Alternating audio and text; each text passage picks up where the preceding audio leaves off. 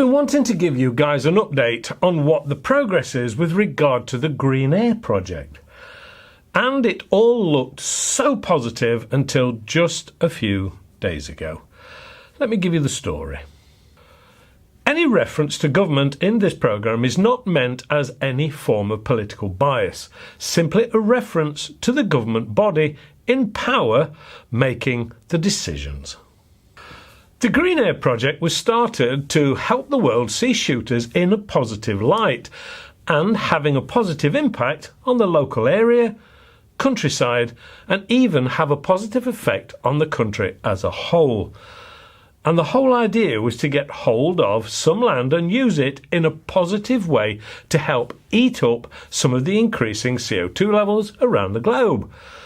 Whilst there is no way it is going to offset the likes of the steel industry over in China, which I'm sure you know produces 5 times as much CO2 and pollution than the whole of the UK, both domestic and industrial.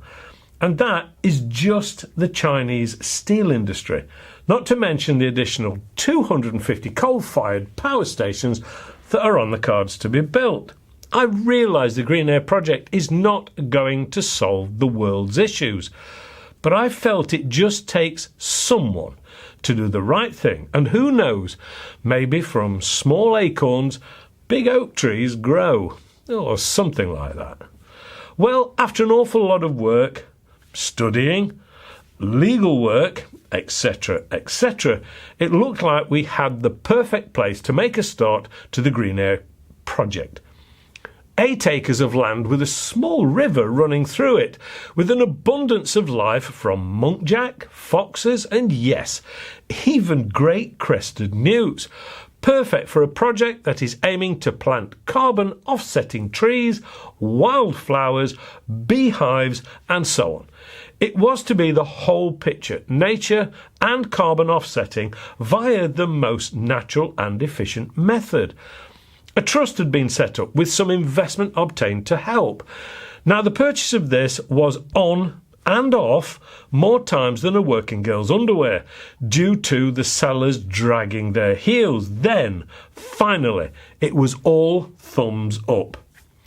Enter Mr. Miliband and his completely unachievable net zero fantasy of sorting the country's energy and carbon footprint out by 2030. He has the wonderful idea that wind turbines off the coast of Hull, among other places, are going to sort everything out, and of course the wind is always going to blow to keep these things constantly going. He was so convinced he closed down any future plans of any other form of power source other than wind and solar. No watching TV after dark then. Anyway, I digress. These wind turbines then need to distribute the power from Hull down to the Midlands via huge 400,000 volt overhead cables, which are about as big as you can get. Yes, you guessed it. These cables are planned to go directly over the lovely green belt land we were purchasing. The power coming off these destroys any possibility of keeping bees, because they really don't mix well with that amount of electricity in their proximity. No bees, no pollination. No pollination, no apple trees. Furthermore, that amount of residual energy will affect the local wildlife and, of course, makes farming this land more complicated and restrictive too. The irony of this is that a so-called net zero government project, which can't work, I say that with some knowledge because these cables won't be fully operational until 2031 at the earliest, assuming everything goes to plan, HS2. So he isn't going to achieve his 2030 timeline anyway. As always, leaving someone else to sort out the mess. This government plan has, therefore, destroyed a true natural green air project, not to mention those great crested newts.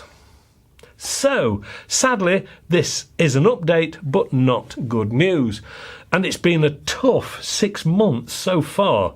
We are now looking for more land, which is not easy, and of course local farmers are in a bit of a quandary at the moment with the inheritance tax land grab the government are currently making law.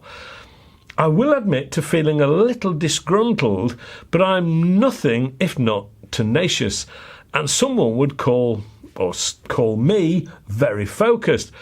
But it is a little back to square one at the moment, having learnt an awful lot over the past 6 months. I really appreciate everyone's involvement, and rest assured I will still be looking to make this project work, and I'm absolutely convinced that the use of trees and using nature to balance everything is the right way forward. And yes, I know it's a storm in a teacup, but it only takes one person to make a difference, and hopefully time will show it's right, and it still helps give the shooters a reputation they deserve. If you want to know more about net zero and the political misunderstanding, please read Not Zero by Ross Clark and make your own mind up.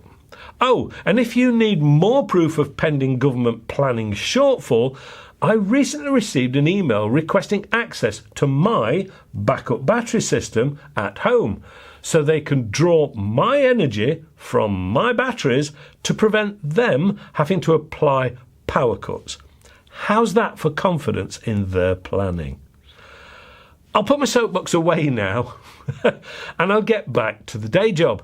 Rest assured, I will keep you informed as things progress. That's it from me. Thank you again for supporting the Green Air Project. Have a healthy and great 2025. Stay safe and shoot safe. Bye for now.